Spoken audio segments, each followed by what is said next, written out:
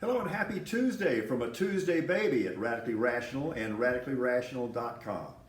Yes, I believe in the fundamental bedrock principle that in America you are innocent until proven guilty.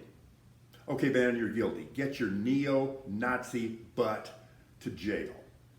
Let me ask you a straight up question. There's no snark in this.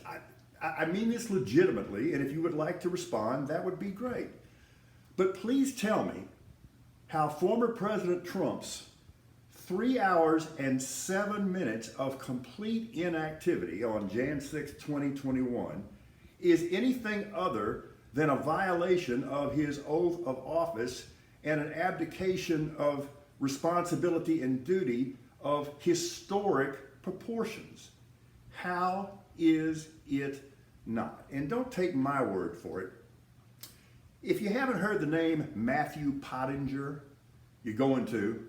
If you're not familiar with the name Sarah Matthews, you're going to. They'll tell you all about it on Thursday night. And they were there, firsthand. This is not secondhand, and no, this is not hearsay. There's nothing we can do at this point, obviously, to erase the horror of the Uvalde massacre. But if people have any integrity at all, any human being who was performing in an official capacity on May 24th should resign by noon today so that we don't have to fire them. It's called integrity. Okay, on the college football side, this is really interesting, and it's fun for me when I take a look at something and I have an initial reaction, and then I take a look at it again 10 minutes later and go, maybe this is kind of interesting. Did you hear what went on at Texas Tech yesterday, what they announced? For a college football traditionalist, this is going to sound like total heresy. And I did start to shake when I read it, and then I thought, maybe not.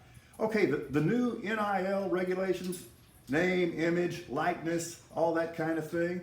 This is what Texas Tech is going to do because nobody can figure this out, and everybody's nervous about it, and there are people who don't want to cheat, and they're worried about that, and there are people who do want to cheat, and they're worried about that. So this is what Texas Tech is going to do under the guidance of their new coach, Joey McGuire, and I think this is brilliant.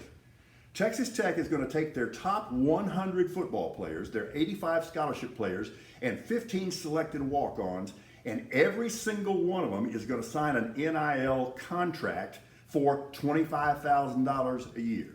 And this is perfectly legal.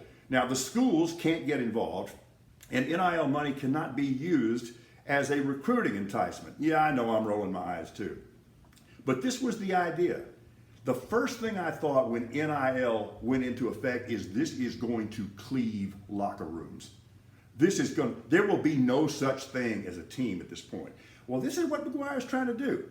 He wants to make sure that everybody starts off, at least, on equal footing, and he reduces resentment, and he has a way of maintaining a team. Now, it's true that individual players will still be able to seek other NIL deals above and beyond that $25,000, but at least they're coming from an equal footing when they get there.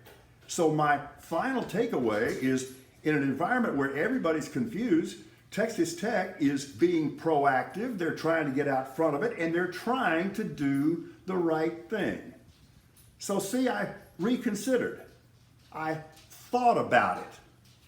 You might want to give that a try sometime, cultists. We're radically rational.